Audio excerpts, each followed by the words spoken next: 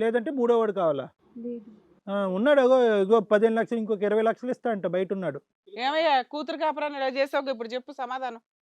ఇద్దర్లో ఎవరి దగ్గరికి పంపిద్దాం అనుకుంటున్నావు?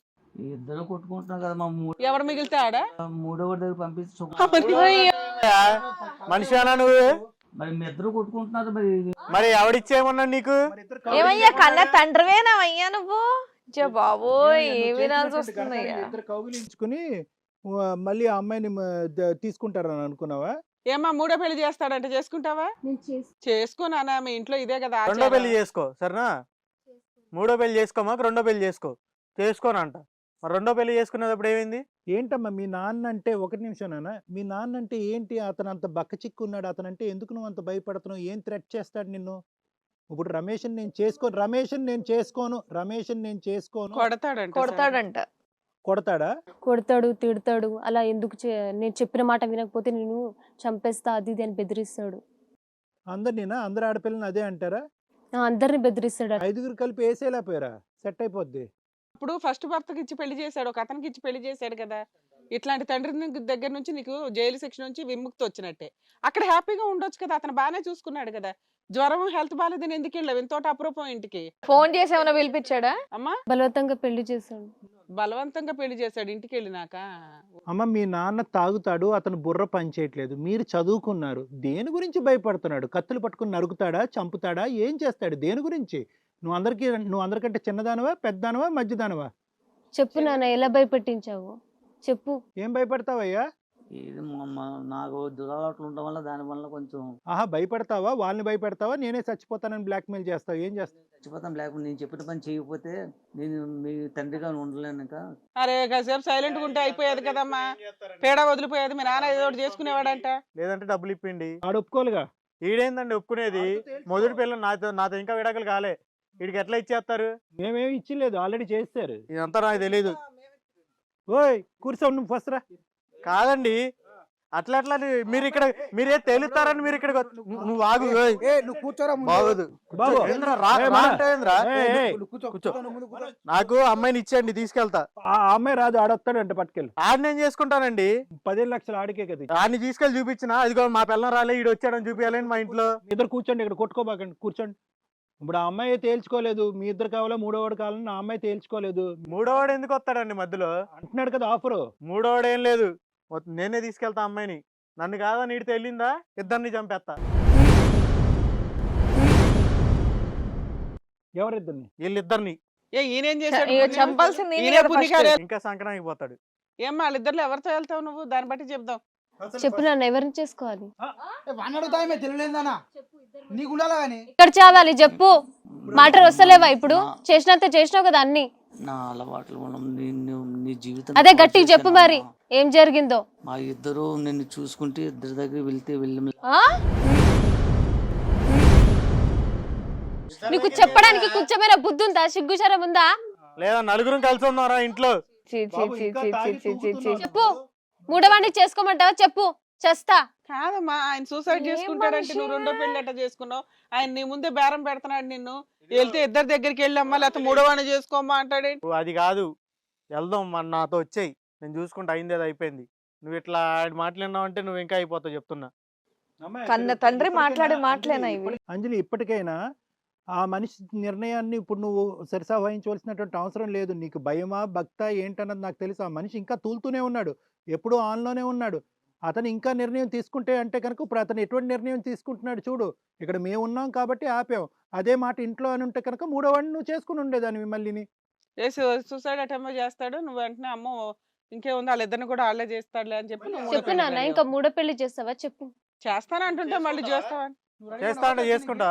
అది కాదు సార్, మూడో పెళ్లి అడుగుతుంది, చేసుకునిద్దే ఏంటి సార్? ఇలా చేస్తున్నావు, ఇంకా ఎంత జీవితం నాశనం చేస్తావు అక్క చెల్లెలు. 15 లక్షలు పోయినాయి, అది పోయింది. ఇప్పుడు 15 లక్షలు నీకు తిరిగి వస్తే కనుక అమ్మాయిని పొమ్మంటావా? ఇంకా ఏమైంది, అయిపోయింది, అది అయిపోయింది, ఉండిద్ది మాతో పాటు. అలా కాదు, ఉండిద్దేందయ్యా, ఇదేమైనా హోటలా ఉండటానికి? కాదండి, మొదటి పెళ్లి చేసుకుంది నేను.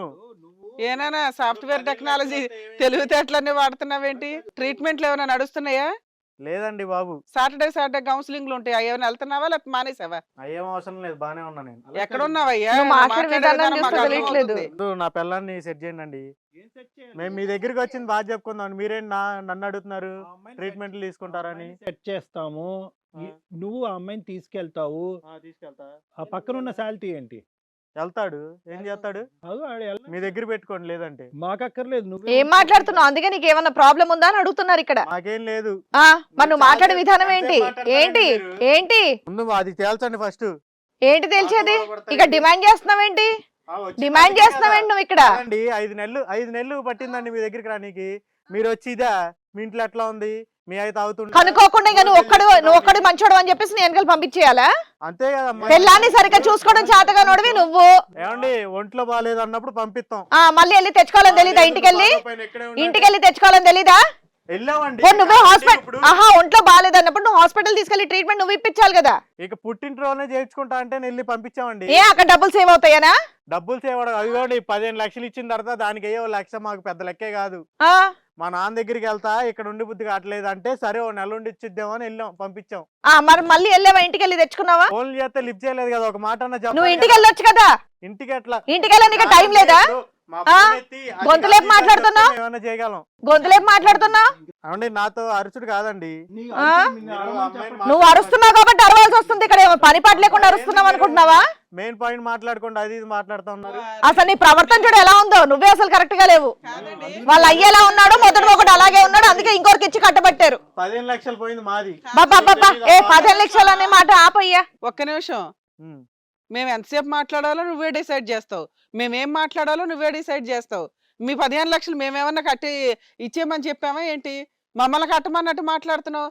నువ్వు ఇక్కడికి వచ్చింది ప్రాబ్లం సాల్వ్ చేసుకోవడానికి. నిదానంగా నెమ్మదిగా ఉండి మాట్లాడితే ఏమన్నా చేయగలుగుతాం. నువ్వు అన్నట్లు ఇట్లా చిటికలేసి న్యాయాలు చేయడం అవ్వదు. ఒక నిమిషం ఆండమ్మా. గురుగారు 15 లక్షలు పోయింది నాదండి, నాకు ఆ కంగారు ఉండిద్ది. ఇచ్చావా 15 లక్షలు? కంగారు ఉన్నవాడు సంవత్సరం నుంచి ఏం చేస్తున్నావు? విను. ఈ బుర్ర ముందే ఆ వెనకట్ల ఆటోలో కూర్చుని అతను బిస్కెట్లు వేసినప్పుడు ఆ బిస్కెట్లు తినేసి కక్కుర్తుపడి 15 లక్షలు ఇచ్చి చేసుకున్నావు కదా, అప్పుడు ఈ బుర్ర ఈ పౌరుషం ఉండుంటే బాగుండేది. మొత్తం ఈ సాఫ్ట్వేర్ అప్పుడు లేదు కదా, ఎప్పుడూ లేదు నీకు. ఇప్పుడు కూడా లేదు. ఎవరితో ఎట్లా మాట్లాడాలో తెలీదు. ఏదో వీక్నెస్ ఉంది కాబట్టి, నీకు తల తిరుగుడు ఉంది కాబట్టి, ఎన్నో సంబంధాలు చూసి నీకు లెక్కలేదు కాబట్టి నీకు ఆ అమ్మాయి ఎదురు కట్నం ఇచ్చి చేసుకున్నావు. నీ వీక్నెస్ ఏంటో మాకేం తెలుసు. అందరికీ నమస్కారం. నేనండి మీ శ్రీవాణి. హిట్ టీవీలో ప్రసారం అవుతున్నటువంటి ఇది కథ కాదు జీవితం కార్యక్రమానికి మీరు చూపించేటటువంటి ఆధారాభిమానాలకి మేము ఎప్పుడు కృతజ్ఞులై ఉంటాం.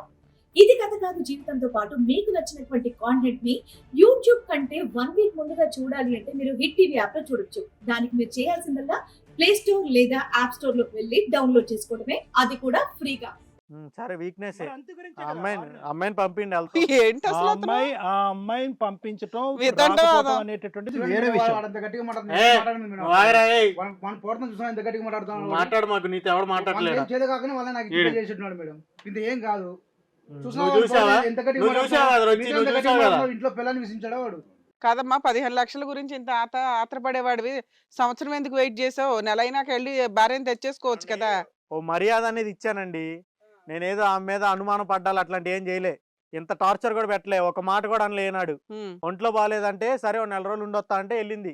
హిట్ టీవీ యాప్ ఇందులో short news, live news, entertainment shows, movies, digital magazines తో పాటు మీ జిల్లా వార్తలను కూడా ఫ్రీగా చూడొచ్చు.